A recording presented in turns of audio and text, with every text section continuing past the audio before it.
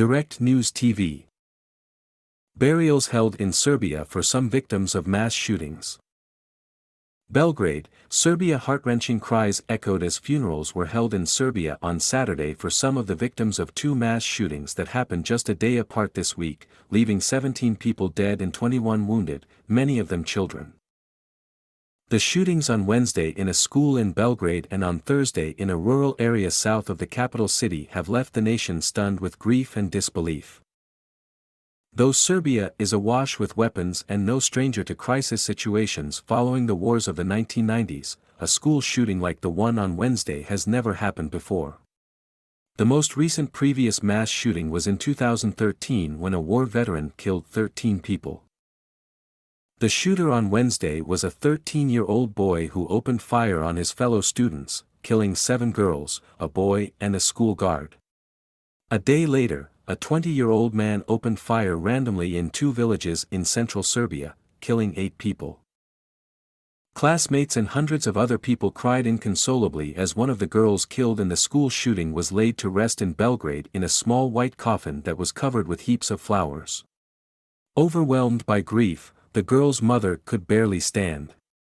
One girl collapsed during the service amid screams and sobbing. While the country struggled to come to terms with what happened, authorities promised a gun crackdown and said they would boost security in schools. Thousands lit candles and left flowers near the shooting site in Belgrade, in an outpouring of sadness and solidarity. "My soul aches for them," said Vesna Kostic, who came to pay her respects outside the school on Saturday. "I keep looking for a cause, a reason why this has happened to him, the shooter, why this has happened to us." Serbian media reported that 4 of the 8 children killed in the school shooting, as well as the Vladislav Ribnikar school guard, were buried at cemeteries in Belgrade on Saturday, the second day of a 3-day mourning period for the victims. Some 50 kilometers, 30 miles, to the south, a mass funeral was held in the small village of Malo Orash for 5 young men who were gunned down in the shooting rampage on Thursday evening. Sobbing mourners lined up to light candles while waiting for the coffins to be placed on 5 benches outside the village church for a service. 5 graves. He, the killer, shut down 5 families, one villager told N1 television. How could this happen?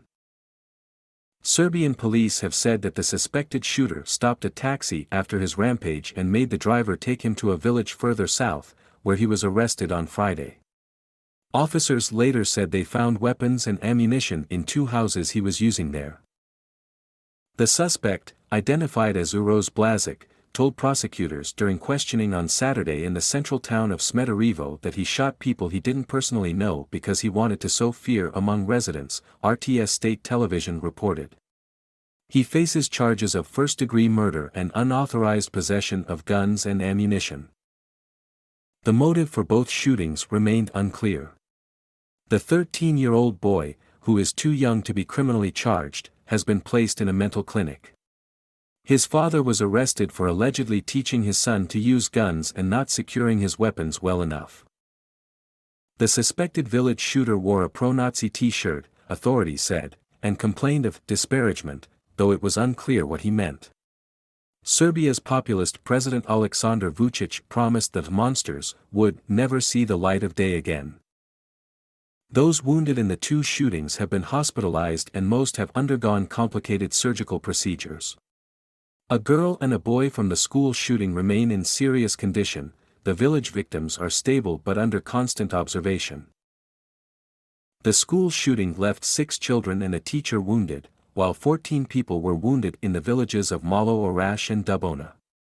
The dead in Dubona included a young, off-duty policeman and his sister. Authorities released a photo showing the suspected shooter upon arrest, a young man in a police car in a blue t-shirt with the slogan Generation 88 on it. The double 8s are often used as shorthand for Heil Hitler, since H is the 8th letter of the alphabet. Apart from the gun crackdown, officials have announced stepped-up monitoring of social networks and the media. Already by Saturday, several people had been questioned for posting threats or videos supporting the killers on social networks, the Tanjug news agency reported. Serbia's education ministry outlined a crisis plan for the students of Vladislav Ribnikar School to gradually return to classes next Wednesday. A team of experts, backed by the UN Children's Agency UNICEF, will offer support and oversee the process, a ministry statement said. Experts have repeatedly warned that decades of crises and economic hardship, coupled with corrupt institutions and a high level of intolerance in public speech and politics, could push some people over the edge.